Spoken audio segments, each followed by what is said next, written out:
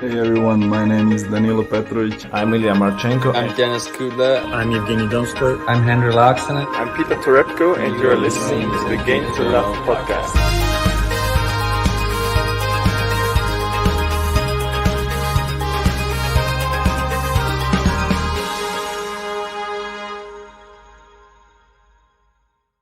Hey, welcome back, tennis fans. Here we are to speak about subjects a little bit touchy. It is Naomi Osaka. She's crashed out of Indian Wells. Quite a humiliating defeat. She lost 6-love, 6-4 to Kudemetova. It was a pretty one-sided affair. She came back a little bit in the second set, but the thing everyone's talking about is her mental health again, and the fact that she was breaking down on the court. It's just sad to see somebody crying because she's been told you suck from somebody in the crowd. And I don't condone anything that anybody shouts at tennis players while they are playing. How about you, JG? Yeah, I saw you touched on it earlier. You did a good news video sort of summarizing what happened. So I did have a watch of that before this.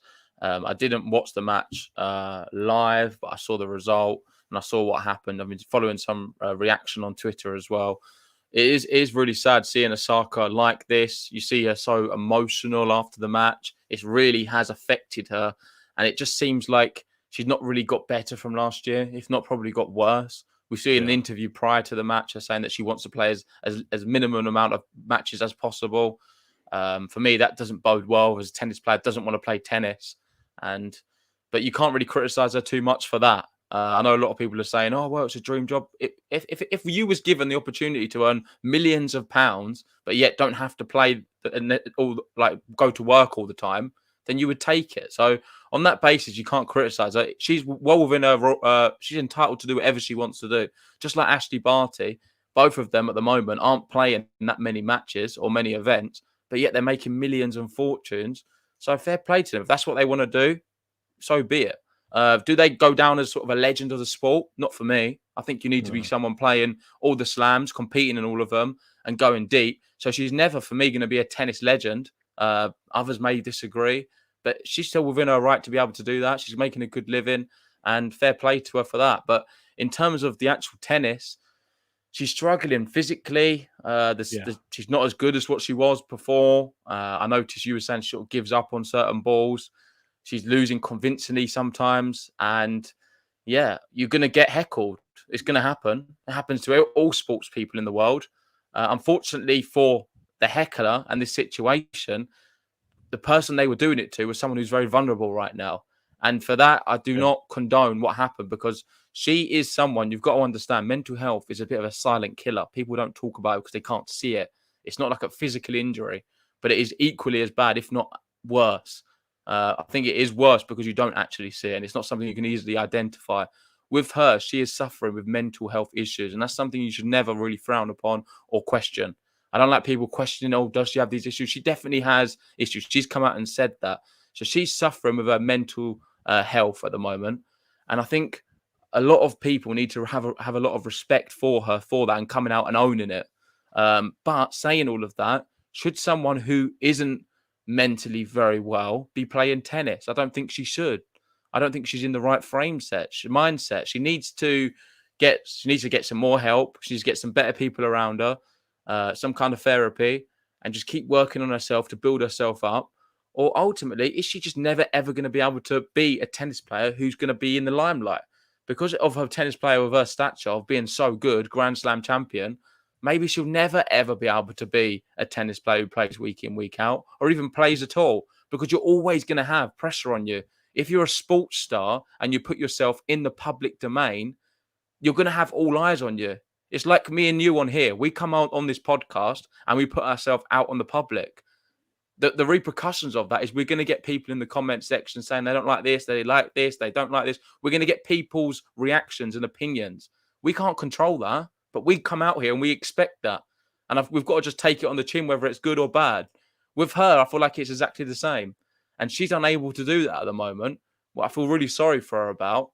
But that is part and parcel. I don't really blame the heckler too much. It is what it is. Happens in every single tournament. You're always going to get someone who does it. it's just what happens, and she can't deal with it, and it's really sad. Remember when I don't know, that's just alluded me to like a previous heckler that I can remember. Remember when Rafa had that lady kept sticking her middle finger up at him, called him what was it called him? A banker or something like that.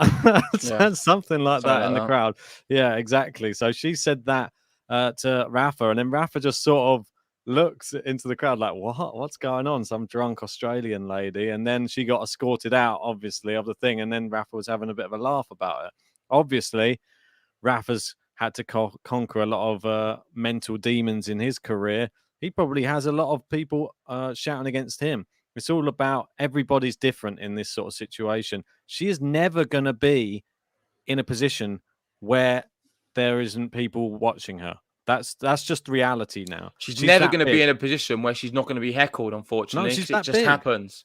She's that big. If you're that big, that's just testament to her and how successful she's been and how much she's got to the top of the sport. If you get to the top of the sport, you're going to have to face that. Look at people like Serena. She's had to put up with it throughout her whole career, yet she still kept on going on court and winning. She even boycotted some events just because it was so bad at some of them. She can do that. That's entirely her decision. Didn't stop her going on to win multiple Grand Slams and be potentially the greatest player ever. I think that I feel sorry for Osaka in a way. There's part of me that does feel sorry because I can see it really does affect her really badly. And I don't like to see somebody who does go through this type of thing, especially when you're in the public domain, when you're on the court and you're supposed to be playing the sport you love, and she's unable to keep it together. What is the solution? That's the one thing that everybody is asking. Playing less tennis matches, I don't think is the solution. I think that you should be playing more tennis matches. I think that to get used to it, you would have to be I putting think yourself this is into bigger than that. the heckling, though, Ben. This is an Maybe, issue yeah. she has in general. I think this is kind of an excuse for the fact that she would have felt like this anyway. She's struggling with the pressure of these big occasions. She's not someone who can deal with the fame and the limelight and being the one with the spotlight on them. Simply can't handle it. And it's sad to see, but I don't think she should play tennis. She needs to go away from the sport and try and get a bit better so she's able to compete again. And there's no certainty you do get better straight away because mental health is a very complex illness and it takes some time to recover from. Some people don't, and it is what it is. It's horrible to see. You got Matthew and saying Yastremska is able to be on court a week after fleeing her country from a war, and Osaka can barely play a match when someone in the crowd says you suck. The one thing I would say about that is mental health and issues you have doesn't make sense. It's not something you can explain. Rational. It's not rational at all. You can sometimes just wake up in the morning and you've had a great week. Everything's going well. You just wake up and you don't really want to get out of bed. You just feel really low. You get really down and depressed for no reason at all. So it's not something where there's got to be some consequence of what's happened here, there, and everywhere. And she can't control that. So you can't really say that. I understand what you're saying, but you can't say that. It's not really a fair comparison on Osaka. She's clearly suffering. And all we can do is really just be sort of a support for her. And hopefully she can get better and sort of get over this little bump patch in the road. But it's not looking good right now. And I think she needs to take some time away from the game. Her saying what she did in the press, I don't like it. I don't like what she's saying about how she's not going to be playing. I've seen so many people saying, it's fine, it's this and that. But I think it's not a good look for someone who's at the top of the game. And not just her, Ashley Barty as well, both of them, not playing many events. For me, I'm someone, if I want to see the legends of the game playing all the events and competing in as many events as possible. They clearly don't have enough passion and love for the game to be able to do it. With Osaka, it's a bit different because clearly she's struggling. That's why she's not able to compete.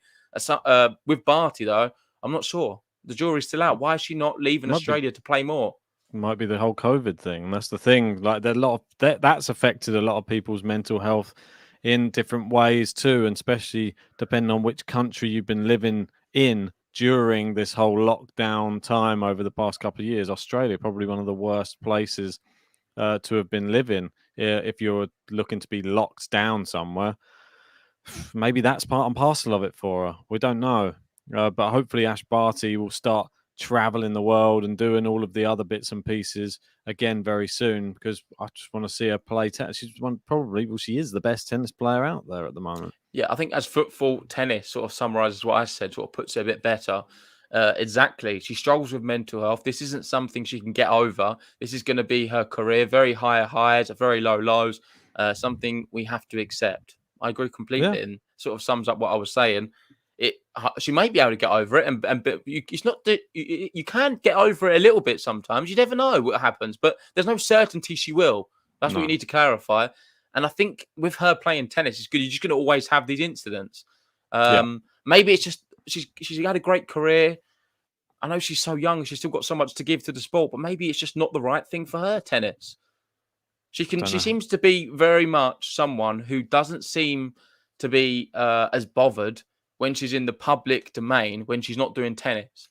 So when she's like sort of doing other things with advertisers and promotions, I've not really seen any incidents of her putting out of last minute sponsorship things, not completing in Netflix documentaries. She seems to be okay with handling all of that. So maybe just stick with doing that. If the tennis is something she's unable to do and it's just making her worse, we don't want to see her on the court suffering, because it was horrible to witness her crying on the court, visibly shaken and distressed. That's not good viewing for anyone. No one wants to see a young lady in that state on TV, and I feel really sorry for her. And it's not because we don't want to see it. I just feel sorry for her going through it, because she doesn't like having to talk to all these crowds, but yet she's been forced time and time having to do it, because that's the part and parcel of the job. I'm not saying they shouldn't interview her. I think they should interview her, because that's part and parcel of the job for everyone, but she's not fit to be interviewed. So it's a catch-22 situation. It is a catch-22. Which means she's not fit to play tennis, in my opinion. Well, it's a catch-22 as well, because it's the sort of situation you're damned if you do and you're damned if you don't, really. If she goes on to... She has this reaction on court, all it does is it exacerbates the people in the crowd. The next time she goes out, there's going to be, instead of one person, there might be two people maybe trying to do it next time. And there's a little group of people that sort of get off on shouting abuse at people and stuff like that. There are people out there like that, and there's always going to be those people. It's like adding fuel to the fire, though. Like with those people, I feel that they are inconsiderate people. There's going to be those type of people everywhere you go, but it's just about how you deal with it.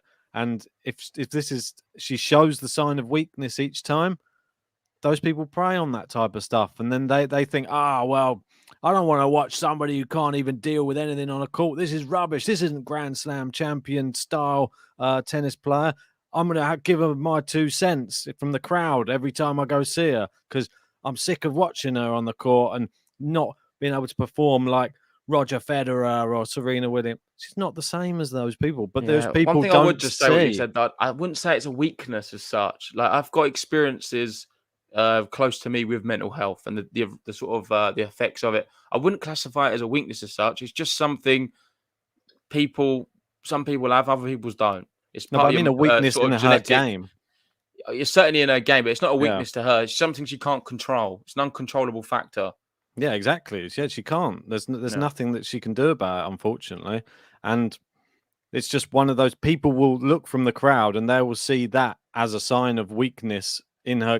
They want to see their GOAT tennis players to be strong and like the best in everything. And if you show like one side of your game is not that good, they'll probably attack it. That's what they do. What do you make about this scene here? So she went over to the umpire and asked for the person who made the comment saying "you suck" to be evicted. And let me just clarify on them comments. I don't think that's particularly that terrible. I've heard a lot worse in the crowd, especially in football.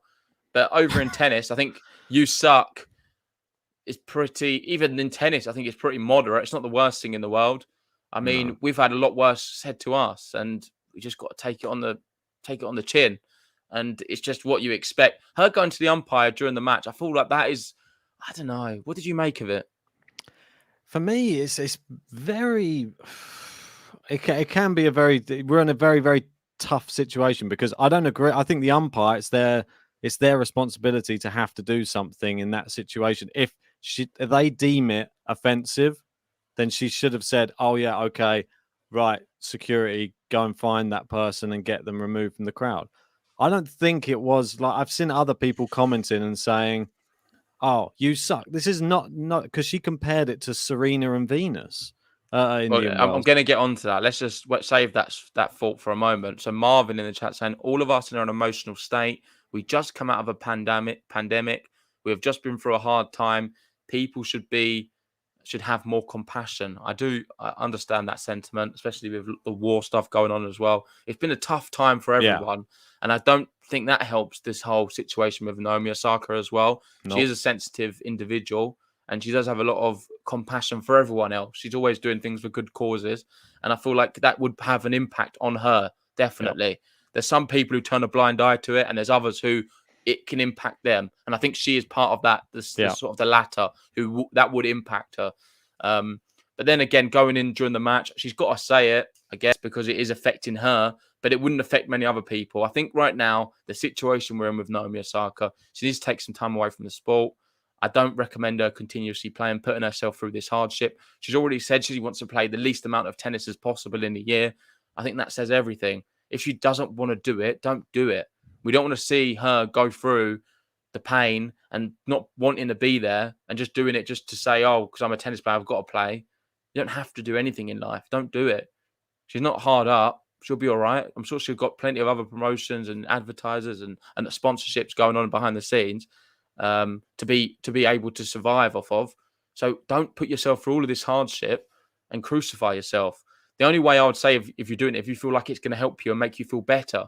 Right now, I'm not seeing no signs of it helping her. It seems to be putting her back and making her worse. Yeah, I think you're totally right. I think she definitely needs some time to regather her thoughts. Maybe the last time she did it, she's come back a bit too soon.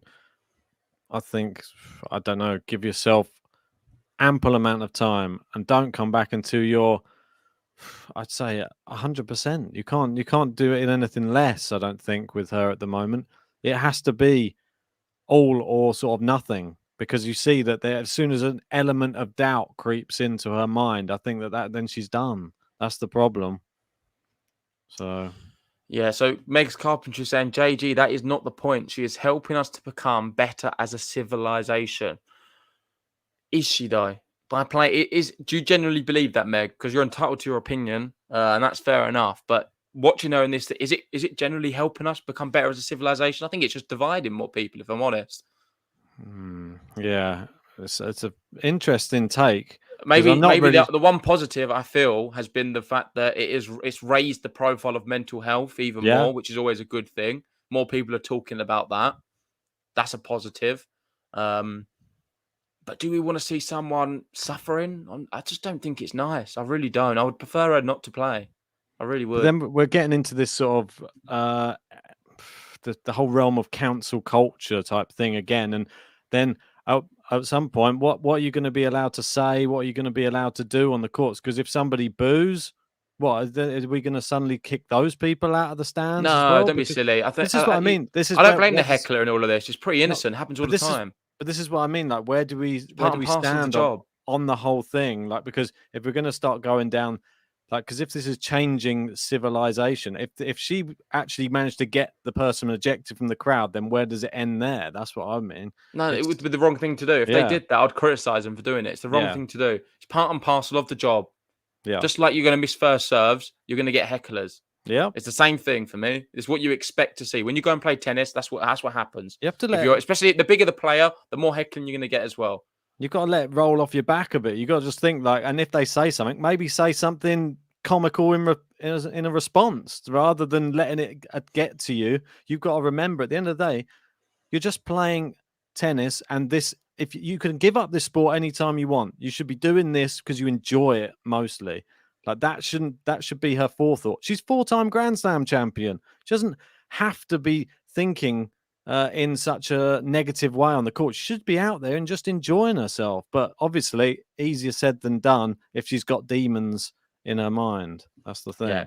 Let's move on to the next tweet. So I'm cautious of the time, and we're going to be doing beat the odds as well. So we've got here. This is what she said after the match. It's a bit much her being interviewed on the court afterwards. Do you not think? Well, they said that. I don't know if they should have interviewed because she obviously didn't win the match. So I don't know why she was being interviewed after the match as well. Am I lost here? Do they always interview the person who lost? I feel like it's No. the one who wins. The one who wins. Yeah, she was sitting down. And then we got an interview with Naomi Osaka. So I don't know. Maybe they just felt they had to because of the situation and they wanted to get her take. But if anything, that put her in the worst position that she doesn't ever want to be in on the microphone. Yeah, well, let's see what she said. She said, I just wanted to say thank you. I've gotten heckled before, but heckled here. I watched the video of Venus and Serena getting heckled. If you haven't watched it, you should watch it. A tearful Naomi Osaka after a full fan heckled her versus Kudemetova. Is there a next one on this as well? What, down below? No, I think there was another. Is it the next tweet? Oh, no. I think Isn't it was that just one? this one. Yeah, so this is about getting heckled by one fan, you suck. Comment and the treatment the Williams sisters were subjected to by white fans are completely different situations. Totally. And to compare the two actually minimizes what happened 20 years ago. I don't like the fact that she was bringing sort of race into this because I think it's not the right time to be doing it. I think it does diminish the whole movement towards sort of the more equality and things with race. I don't think it was the right time for her to be bringing that up. I understand all the things what happened with the Williams sisters and how they, in essence, boycotted the event for so many years. They didn't play in it because of the incidents, and they had a real right to do that. Definitely. What happened was terrible at the time, and I stand with the Williams sisters in what they did. However, Osaka sort of jumping on the back of that, I didn't like it. I thought it wasn't a good look. It's not the right time to be doing it. If there was some racial incident, of course, then something drastic needs to be said and done. But that's not the case. And I don't think she should have brought this up. Yeah, and I've seen other people saying the exact same things. This is just somebody saying you suck. There's no racial connotations to anything in this. Like, it's literally just could have been any tennis player on the court and they'd said, you suck. I don't think she was saying it was bringing it up, though. She was more saying that it opened up the scars. So she's got scars from that incident. She remembers it. She must have been pretty young at the time. But when she was growing up playing tennis, she was obviously familiar with the Williams sisters. Yeah. They were the biggest thing in tennis. And looking up to them two, who were our icons, and seeing that happen to them would have had some scars and everlasting damage on a lot of people. And with her, it definitely affected her. And it's opened up. So I feel really bad about it. But I don't think it was a good look to be doing that on the court there and then. But then she's saying that's just my opinion. If you opinion. haven't watched it, I suggest you go and watch it, as if it's like that. It needs to be in a comparison sort of thing. That was the thing that wasn't right. Yes, it was terrible. And if she has that in her mind, that might be affecting her mental health as well. Maybe she has an underlying thought that it's going to happen to her. And maybe she's thinking in that sort of mindset. Maybe before she went out on court, she was watching the video. Who knows? You don't know what's gone on behind the scenes that's affecting her mental health. But there's somebody else said, yeah, but look what they did after that as well. She continued on, Serena, and won the match. And she continued her whole career and did amazing things. So it said, and that was from actual racial abuse, whereas this is not. And it wasn't even the same reaction from Serena. I mean, obviously she does come across like a stronger woman. That's all I'd say. With her emotions on the court. That's all I'd say, because I'd say comparing the two around the same sort of age, she seems more like a girl, Naomi Osaka, than what Serena Williams did at the same time of her career. That's all. Yeah, it's always a really tricky one to talk about. Naomi Osaka, divided opinion once again. Would love to be talking about her tennis, because I do think she is the best tennis player in the world. On her day, on the hard courts, I don't think many people beat her. But not seen that nowhere near enough. And I don't think not playing in many events helps. Her focus doesn't seem to be on tennis so much. And if I'm honest, in this kind of climate, I don't want to see her playing tennis anymore. I don't want to watch her play tennis. And I know a lot of people are going to get angry with me saying that. I just don't.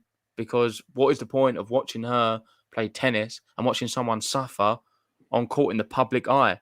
If someone's not built to be in the public eye and she's not feeling great at the moment, don't keep putting her out there. And I think someone in her team needs to really have a chat with her and kind of work a scenario out, because you can't just.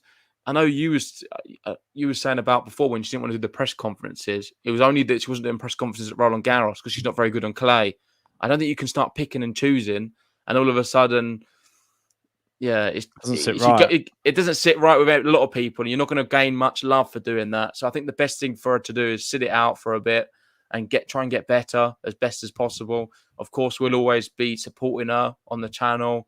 And we've got great memories of Naomi Osaka playing tennis because, like I've said, she's the best player for me, my opinion.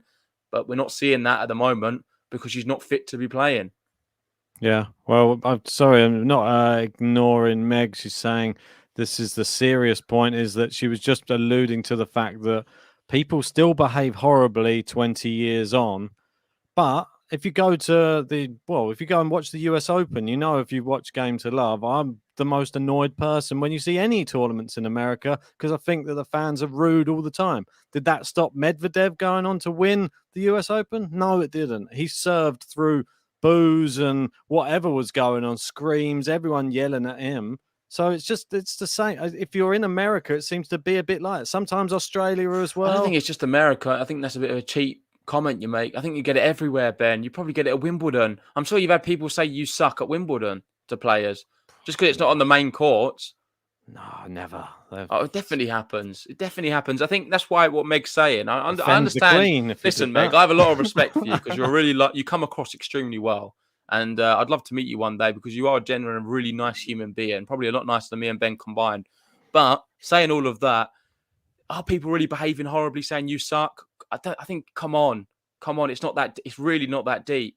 It's not that serious of an offence. No, it's not that bad. I don't think. I think it's it's just how you deal with it. The problem is nowadays, everyone wants to get so offended so easily, and I think just with something like that, you can't get that offended. Well, if you bow, and I'm not directing that at Naomi Osaka because she's got a right to be offended because she's not feeling great in herself. She's suffering with mental health. It's a big difference. I'm talking about people who don't and they're getting offended. Whether you're going to have the microaggressions or something coming from the crowd next? No clapping, only clicking fingers. What's that? We do that to celebrate people winning. This is off topic, but the way the world's been going recently with all this political correctness has gone a bit far. I think everyone would agree.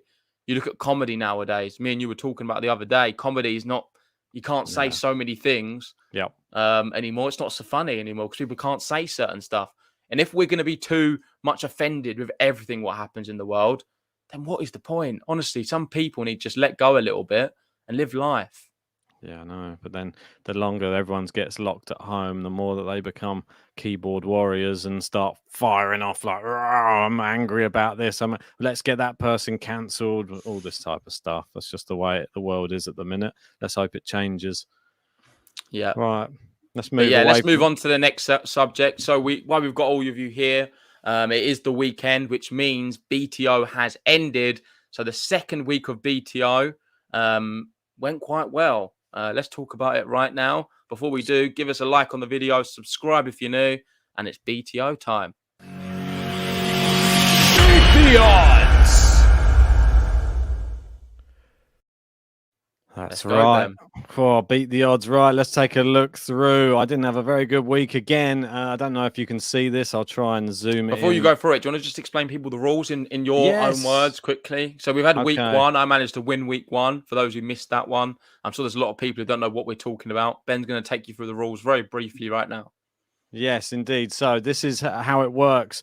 There's 2 picks for every single day of the week. As you can see, I'll go down some of JG's, and they have to be over 1.5 on the odds. And we use Bet365 just so as a common denominator. And as you go down, each day you pick 2. And if you win, then you manage to claim a prize pot from everybody who's entering. So in last week, it's still myself, JG, and Boban from the live chat. Yeah. He's been really good on there. As you can see, I didn't do too well last week, but JG's been cleaning up. If there is a tie, then it will be down to who has the highest odds or average odds. And as you can see here, there's an average up there. JG with a good one, and managed to beat Boban's average 1.68 there. So yeah, I didn't need the average because I had the most score anyway. If anyone wants to enter this, drop us a message on Discord. I'm not sure if the link is in the live chat. It might be in the description, but if not, just drop us a message on Twitter, Discord, email, and we'll be able to sign you up for next week. It starts tomorrow. Bob Ann's already confirmed he's back in. What we do is we'll put £5 in or whatever respective currency, and then the winner wins the whole pot. So if someone else joins, the winner gets 15, 20, 25, 30, however many people we have here. But let's go through it. So day one started Monday. What was it? Monday the 7th of March. Yeah. And I started off with Casanova, Darderi, both on the clay courts. One was in, where was that? The Casanova one. It was in Italy, wasn't it? No, the other one. What's going on? The one where Virillas in the Delian Virillas. That one. Was it Monterrey? Yeah, Monterrey. The Monterrey Challenger. I went with him. Really good clay quarter. Darderi as well in Italy. I liked it. And it was a perfect start. When I saw them just over 1.5, I knew I was in for a good one because I think they was playing some weaker opposition as well. Ben went Kirkheimer. It was close. Yeah. And Dutra da Silva, that was a shambles of a pick. Wasn't a terrible. good one. I didn't know. I was running He got out. demolished. Yeah, he got beaten by Torres. I was a terrible selection Twice. for me. And then they played in the next round because Dutra da Silva got a lucky loser into the event. And then he lost again. Yeah, in straight sets again. So just to confirm that I picked the wrong one.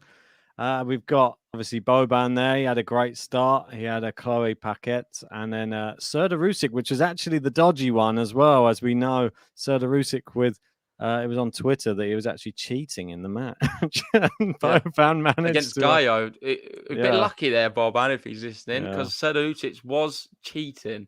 There's a bit of cheating going on. He highlighted the wrong ball mark, didn't he, on the clay? And then the umpire came over and went, "Yep, out." Dodgy. So me and Boban started perfectly with beat the odds this week, and then it wasn't great. One out of two, and then the next day you had Kakin lose. Yeah, it was worth a. That was a good, not a bad pick. He did all right, but against Delian, it was always going to be tough. Delian, I believe, made it all the way to the final. Yeah, he did. He's the underdog in that final as well today. Yep, true. You had Jesper de Jong we had on the pod. That was one of your best picks of the week, that one for sure. Yeah. He was the underdog, but he absolutely smashed it. And Jamino Valero, another good underdog pick there that you got right. And that was the next day. I was doing all right, to be fair here. I'm doing great with these picks. I've been watching a lot more challenges. So what we do is we put these picks in just before 10 a.m. on the day, UK time. And Jimeno Valero is always going to be pushing him far. I think he ultimately did go out to Berner, who ended up winning the whole event. Yeah, so, easily as well. Didn't drop a set. But he's someone to watch as well. Then went Bernard Tomic, terrible. And then sort of from there on, I don't know if you want to explain your last picks because I think you just tried to get some odds here. I was out of the running really by the time it came, and I thought I'm behind, so I went with Borna Coric to try and beat Fokina. He did take a set, and I was like, "Oh, is he going to do it?" But then, didn't have enough in the tank. This guy, probably the worst pick of the week out of everybody, Arujo. My other pick dropped out, and I went, I'll take a punt against Lauren Lecoli. Terrible. I've never seen it. I watched it. It was one of the worst performances I've ever seen on a tennis court. So he lost in very quick straight sets. Yeah. And then I had Shang, as we know. I was trying to cover that one, but he lost to Munar.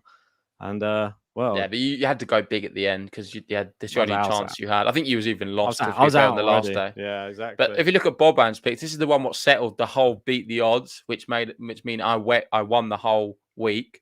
And it was Brody. Yeah. So Brody lost, and I felt a bit sorry for him because Brody went all the way to 3 with Miomir Kecmanovic. It was 4-all, and then he got broken, I think, right at the end, and that sort of claimed it for me. I got the victory after that. Good pick in Rune, who he had winning before, and he would, if he won both of them, he would have beaten me because he would have had the odds on me. So it was really close. Shout out to Boban, he really pushed me to the wire.